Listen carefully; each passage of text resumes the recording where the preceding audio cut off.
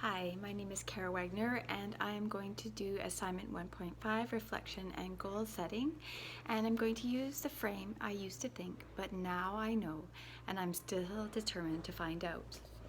So what I used to think was that students fell out of the ASD criteria because the ministry had set too tight of a criteria, and I thought it was them who had changed who they were willing to fund, and in a way it's true, but I thought that they set the criteria.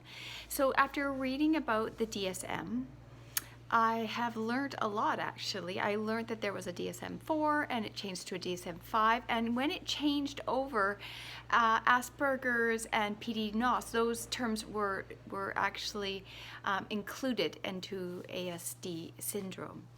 So now I sort of understand why certain students may not get covered because of the criteria has changed. And so some students have fallen out basically because of their symptoms are not severe enough to be considered part of the ASD syndrome. So that I find to be a little bit of a problem, but I also now understand why some of my students have had a hard time falling into the criteria. And yeah, so I used to think it was something that was more ministry. I didn't realize it was like in the psychology department that the DSM-V was started and set that criteria. So now I understand what I have learned, and I also used to think that some of the strategies I was using, because I was so experienced working with students with ASD, I thought a lot of the strategies and best practices that I've been using were enough. But really and truly, I've discovered from reading through discussions and articles here in this first module that I'm already learning more strategies to apply. And for me, that is kind of exciting.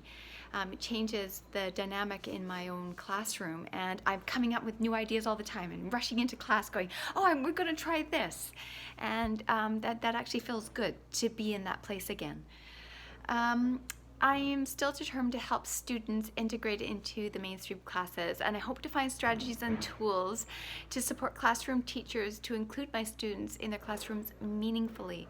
I don't want them warming seats. I don't want it to be that they're simply there for their social learning. There's so much more that they can get from a class, and I'm hoping to help mainstream classroom teachers incorporate my students more, because I'm always hearing, but your students and their behavior, it's so hard on the other kids.